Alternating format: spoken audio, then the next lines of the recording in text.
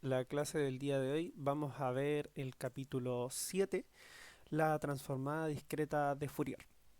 Entonces, acá vamos a hablar de la DFT. ¿Por qué es importante la DFT? Bueno, es importante ya que es discreta, como dice acá, en ambos dominios. Por lo tanto, va a operar con un número finito de datos.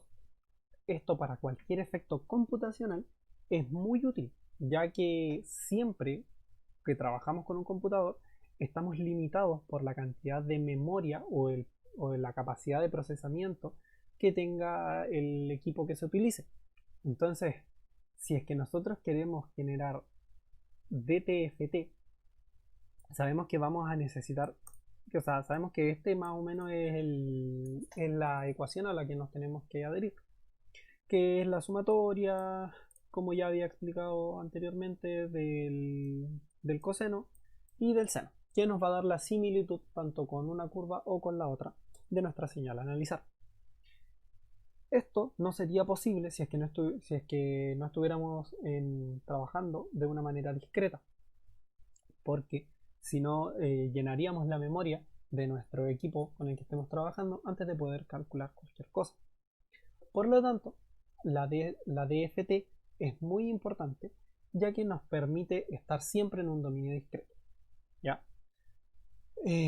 Aquí hay un ejemplo de un código de una función de DFT donde les voy a explicar más o menos lo que hace. Que esta es la ecuación de la DFT. Aquí no está con senos y cosenos, aquí simplemente está con la exponencial. Sería como una manera abreviada de ponerlo. Que de hecho en MATLAB se puede hacer así, pero acá se calculó con cosenos y senos simplemente porque también es válido. ¿Ya? Entonces lo primero que hace es que se le ingresa un vector x minúscula, del cual sale un vector x mayúscula. En la primera línea solamente se calcula el largo de este vector y luego se va a calcular el vector de salida para saber qué tan largo va a tener que ser el vector de salida. Se llena con ceros. Ya no se hace nada más que eso. Luego, si es que nosotros nos vamos a la fórmula, podemos ver dos cosas. La primera es que para cada valor de k vamos a tener una sumatoria. ¿Ya? Eso quiere decir que, supongamos si es que nuestro vector va desde 0 hasta 3, entonces vamos a tener tres sumatorias distintas. Vamos a tener una sumatoria en 0, luego una sumatoria en 1 y en 2 y en 3. Perdón, serían cuatro sumatorias entonces en total. ¿Ya? Entonces, para eso vamos a necesitar hacer dos ciclos for. El primer ciclo for va a ir contando todos los k, pero para la sumatoria ya como tal, vamos a tener otro ciclo for que se va a encargar solamente de las sumatorias. Entonces, si se dan cuenta, es un procedimiento bastante costoso para el computador. ¿Por qué? Porque va a tener que realizar multiplicaciones y luego sumas. Y estas multiplicaciones y sumas las va a tener que ir repitiendo por cada valor de k. Entonces, luego lo que hace acá en el programa es que crea la sumatoria, que sería la parte real, va a ser igual a la parte real, que sería nuevamente la variable, más el valor nuevo que tenga. Entonces, con esto se va a ir sobreescribiendo la variable encima de sí misma, pero se le va a ir sumando cada vez un nuevo valor a medida que vaya cambiando el n. Entonces, es solo eso. La sumatoria va a ir sumando dentro de sí mismo, pero una vez que termine este ciclo for, el k va a subir. Desde 0 va a subir a 1, desde 1 va a subir hasta 2. Pero no podemos quedarnos con esos remanentes de los datos anteriores, entonces tenemos que volver a igualar las variables en 0. ¿Ya?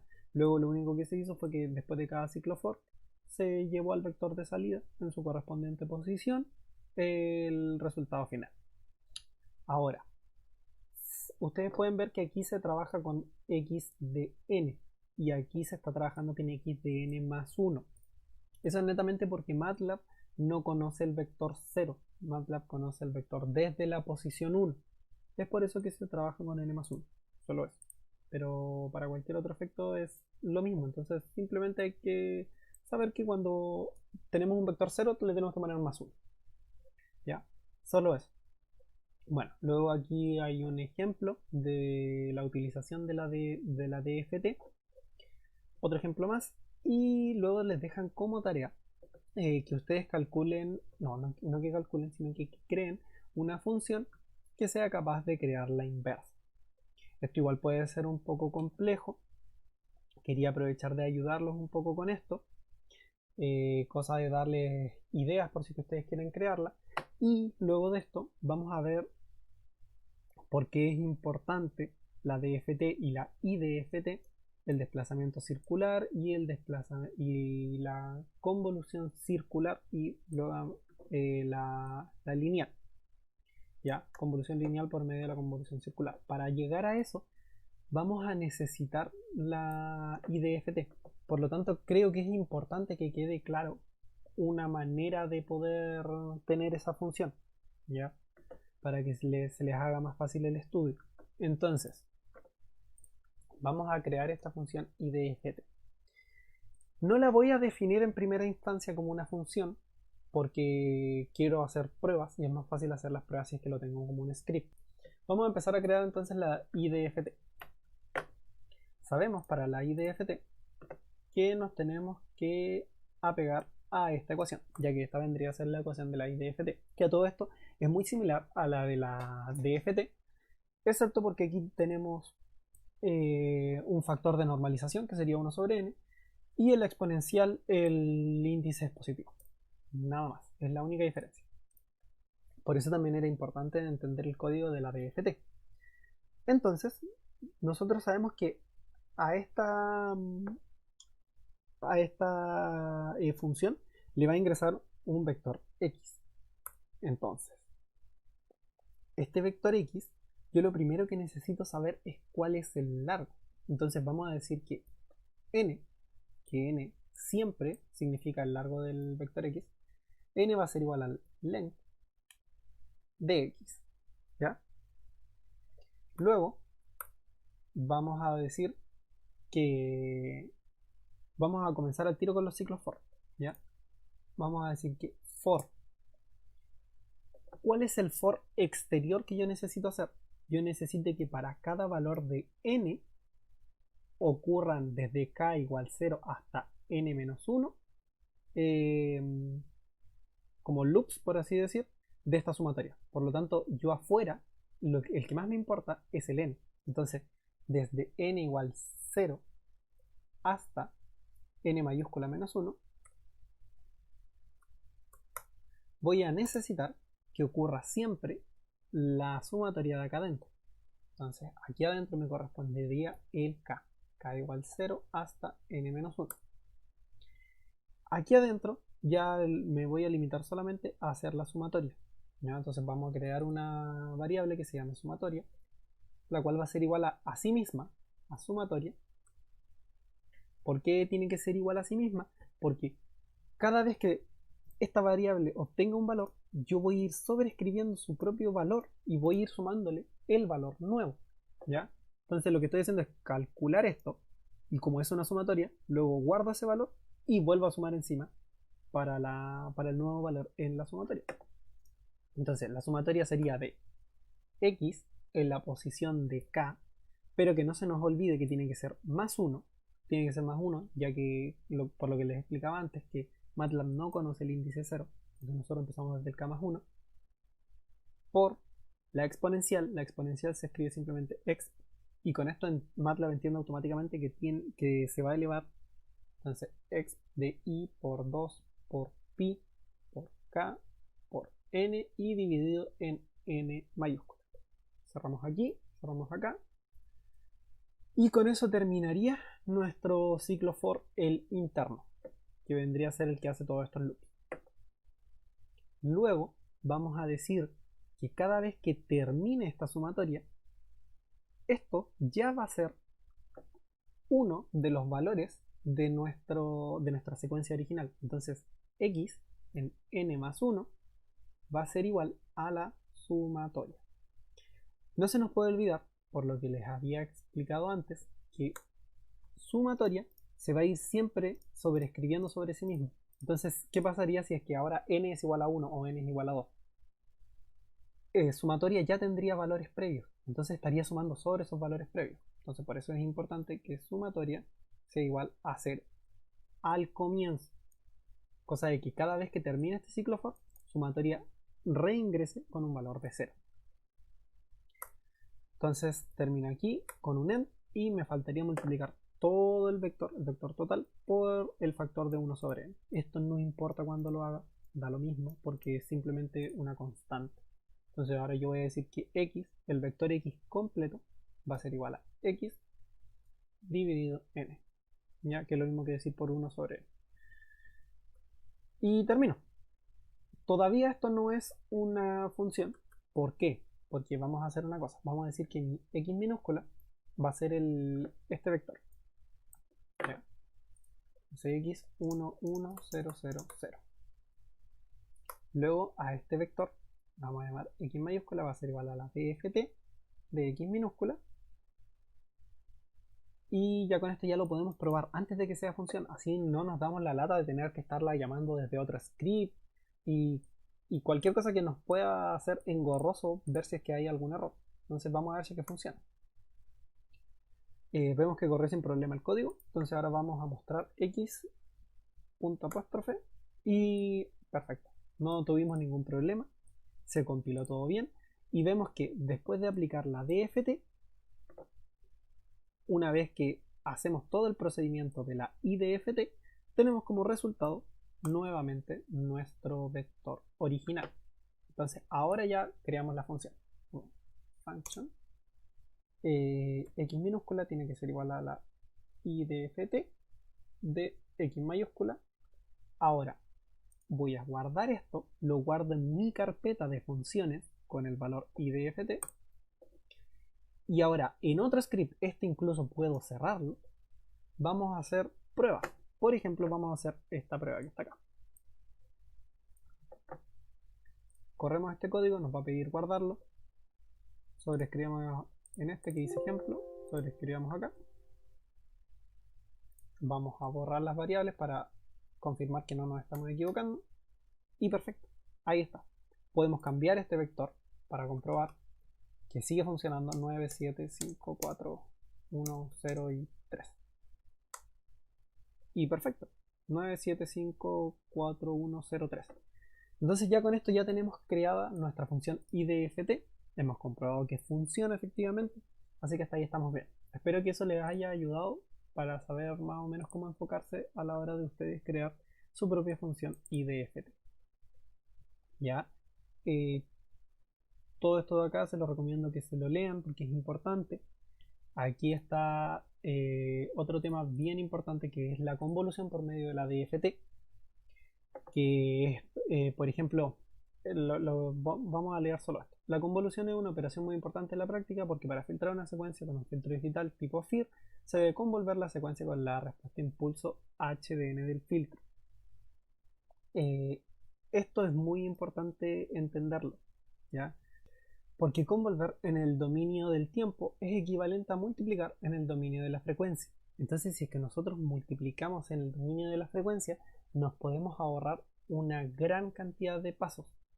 Todo esto es lo que está explicado acá. Ya, entonces léanlo, es importante entenderlo. Pero una vez que nosotros multiplicamos en el dominio de la frecuencia, tenemos un fenómeno que es el que se llama desplazamiento circular. Esto ocurre porque cuando nosotros ingresamos una secuencia y lo dejamos en el dominio de la frecuencia, automáticamente esta asume que la secuencia es periódica. Por lo tanto, en el momento de nosotros hacer una convolución, esta convolución será circular, la cual no será lineal, que una convolución lineal es la convolución normal. Entonces, ¿cómo podemos hacer nosotros para obtener esa convolución lineal que es la que nosotros queremos? Eso se arregla muy fácilmente y es simplemente agregando un par de ceros. Entonces, ¿cómo agregaríamos ese par de ceros que es el que le explico yo? Primero debemos saber cuántos son los ceros que queremos agregar. Ya sabemos que para la convolución lineal, la normal, sería nada más que el largo del vector 1 más el largo del vector 2 menos 1. Entonces para este caso tenemos dos vectores de largo 3, 3 más 3 son 6, menos 1 son 5. Entonces tendríamos que ponerle dos ceros a cada uno de estos vectores. Y podemos ver aquí en el ejemplo 6 que esta es una buena manera para comprobar si es que lo anterior es correcto o no. Hagamos algo de ese estilo. Borremos esto. Entonces ahora vamos a poner clear y clc. Entonces, ¿qué vamos a hacer ahora? Vamos a crear un vector x1 que sea distinto del que tenemos ahí. Y vamos a decir que el vector x1 va a ser, no sé, simplemente de 5 y 7. Ya el vector x2 va a ser de 9, 8, 7. ¿Ya? Ahora vamos a hacer la convolución entre estos dos vectores, que sería x1, x2. ¿Ya? Corremos esto y a este resultado es al que nosotros queremos llegar. Entonces, ahora vamos a aplicar la DFT para ver si es que esto realmente funciona o no. Entonces, nos vamos a fijar dos nuevos vectores. ¿Por qué nos vamos a fijar dos nuevos vectores? Porque sabemos que 3 más 2 son 5 menos 1, 4. Entonces cada uno de estos vectores tiene que tener un largo de 4. Para eso, a este le vamos a agregar dos ceros y a este le vamos a agregar simplemente un solo cero. Ahora vamos a calcular la DFT de cada uno de estos. X1 tiene que ser igual a la DFT de X1. X2 tiene que ser igual a la DFT de X2. Ahora vamos a multiplicar en el dominio de la frecuencia, que sabemos que debería ser exactamente lo mismo que convolver en el dominio del tiempo. Entonces vamos a llamar m a la multiplicación de x1 punto por x2. Punto por porque x1 y x2 son vectores. Entonces necesito que se vaya multiplicando casilla a casilla. Por eso. Ahora vamos a calcular la inversa. Vamos a ponerle simplemente... Solo simplemente calculemos la inversa. No, mejor pongámosle en una variable como resultado. Nuevo resultado va a ser igual a la IDFT de M. Luego resultado quiero que se muestre como columna. Entonces corremos esto. Veamos lo siguiente. La convolución da 45, 103, 91 y 49, ¿cierto? Vemos que para la multiplicación en el dominio de la frecuencia, a simple vista pareciera que no son los mismos valores, pero sí son. ¿Por qué? Porque está multiplicado por 100. Entonces, si es que yo multiplico esto por 100, voy a tener 45, 103, 91 y 49. Entonces, con esto ya acabamos de comprobar de que efectivamente convolver en el dominio del tiempo es exactamente lo mismo que multiplicar en el dominio de la frecuencia. Como les expliqué anteriormente, es muy importante este procedimiento, es costoso para el computador, por lo tanto, después ustedes si siguen bajando, acá existe lo que es la convolución rápida, en la cual se ocupa la FFT y la IFFT, que es lo que vamos a ver ahora en el capítulo 8. Entonces, en el capítulo 8 vamos a ver la transformada rápida de Fourier, donde el por qué se ocupa, su fundamento y más cosas sobre la FFT, todo está explicado en profundidad en las primeras hojas. Esto ya es materia como tal, por lo tanto esto tienen que leerlo ustedes y comprenderlo. ¿Ya? Les recomiendo sí que partes como por ejemplo la rutina de FFT en lenguaje C, no se maten la cabeza intentando entenderla en lenguaje C, porque esto no se les va a preguntar en la prueba y estaremos ocupando MATLAB. Entonces es bueno que lo entiendan, pero tampoco que se maten la cabeza si es que hay algo de aquí que no queda completamente claro.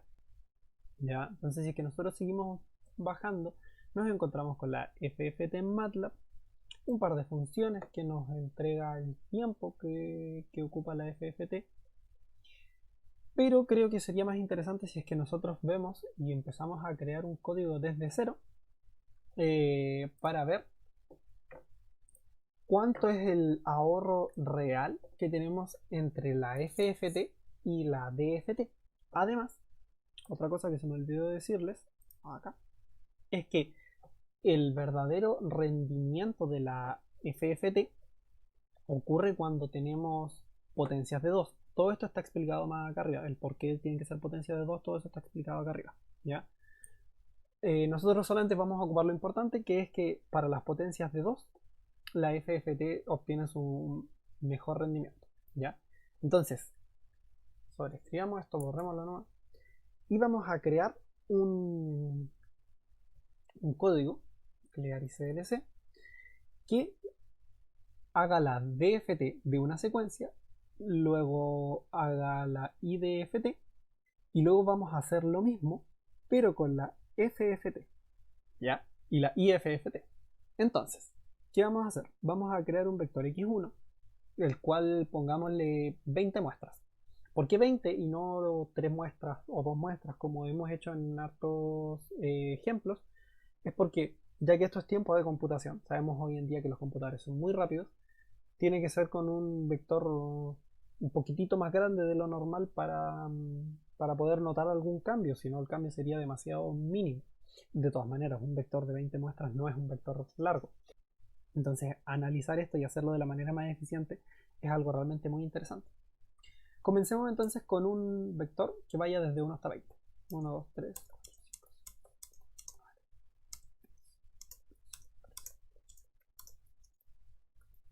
16 y 20. Ya vamos a crear otro vector x2. La idea es que no sea igual, entonces vamos a ir, no sé, de 2 en 2. 2, 4, 6, 8, 10, 12, 20, 22, 24, 26, 28, 30, 32, 34 y 40. Ya corremos esto para comprobar que los dos, exactamente, estamos bien. Los dos vectores son del mismo largo, entonces ya podemos calcular la DFT.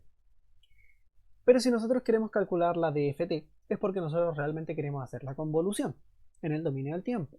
Y si nosotros queremos hacer la convolución en el dominio del tiempo, no tendría sentido que hiciéramos esto sin antes agregar los ceros necesarios, porque si no obtendríamos la convolución circular y no la lineal. Entonces, ¿cómo saber cuántos ceros agregarles?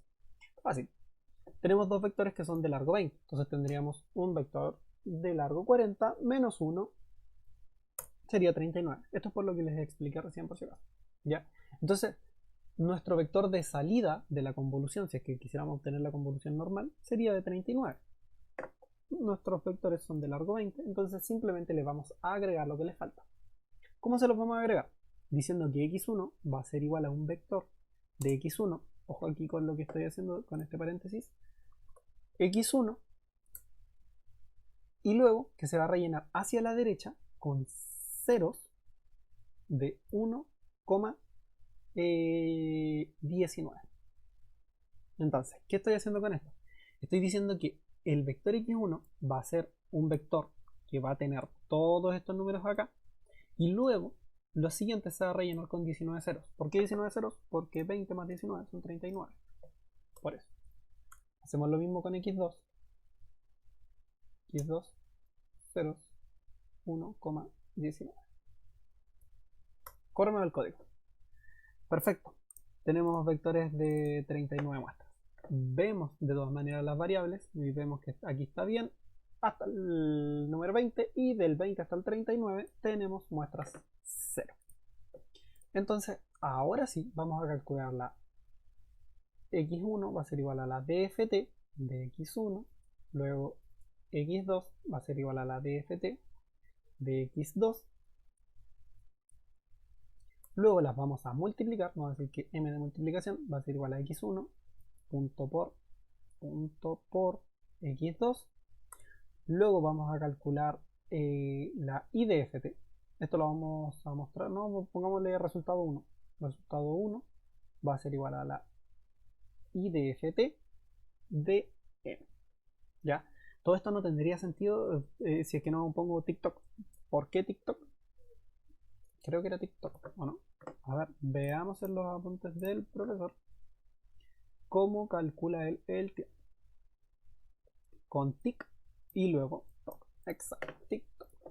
Entonces, ya que nosotros queremos ver el tiempo, primero vamos a decir que tic acá arriba. Entonces desde aquí va a comenzar a medir tiempo hasta una vez que termina de computar la IDFT. Entonces, llamémosle tiempo 1, va a ser igual a top. ¿Ya? Ahora, vamos a ver esto mismo, pero con la FFT. Entonces, vamos a volver a medir tiempo. Tic. Y ahora vamos a hacer exactamente lo mismo acá.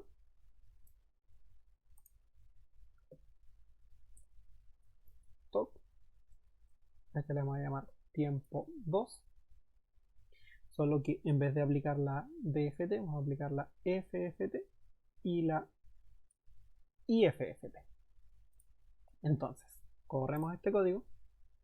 Pide guardarlo, guardémoslo. Sí, guardémoslo ahí mismo mejor. Lo guardamos acá. Sobreescribimos el ejemplo. No me deja sobreescribirlo porque está abierto. Ahora sí, ejemplo. Perfecto. Entonces, desde acá borro esto para que me muestre y borro esto para que me muestre. Entonces, ¿qué es lo que vemos acá? Vemos algo que podríamos pensar no está funcionando. ¿Por qué? Porque la FFT, perdón, la DFT, esta se demoró 0.003 segundos en realizar todo el cómputo, mientras que la FFT se demoró más. Entonces, ¿por qué ocurriría esto? Esto se puede responder. ¿Por qué? Porque si es que nosotros antes de, de medir el tiempo, llenamos estos vectores con ceros y llegamos a una potencia de 2, que es donde dijimos que realmente tenía un gran poder de cómputo la FFT y donde podemos sacar el mejor provecho, vamos a ver realmente cambios. Entonces, mira, tenemos que x1 y x2 son vectores de 39 datos, ¿ya? Pero veamos cuánto es 2 elevado a 5. No, 32 no me sirve. Todo elevado a 64, ¿ya? Entonces, ¿cuántos ceros le tendría que agregar a cada vector? Sería 64 menos 39. Tendría que agregar 25 ceros. Entonces vamos a hacer exactamente lo mismo que habíamos hecho antes, solo que ahora le vamos a agregar 25 ceros más. Y vamos a volver a correr este código. Corremos el código, vemos que ahora la x1 y x2 son de 64 datos. A todo esto, no hay que confundirse ya. Para la DFT se siguió calculando con el largo original, que serían los 20 más los 19, solo que luego se sobreescribieron las variables acá. ¿Ya? Y una vez que nosotros hacemos la FFT y la IFFT, vemos que el tiempo se redujo incluso a la mitad. Entonces imagínense cómo sería una reducción del tiempo a la mitad si es que nosotros estamos analizando un vector del largo de 15 millones de datos. Sería realmente un ahorro muy importante. Es por eso que la IFFT tiene una gran utilidad y es muy importante en lo que es el procesamiento digital de señales. ¿Ya? Eso sería por hoy día. Y eso, chicos, que estén muy bien.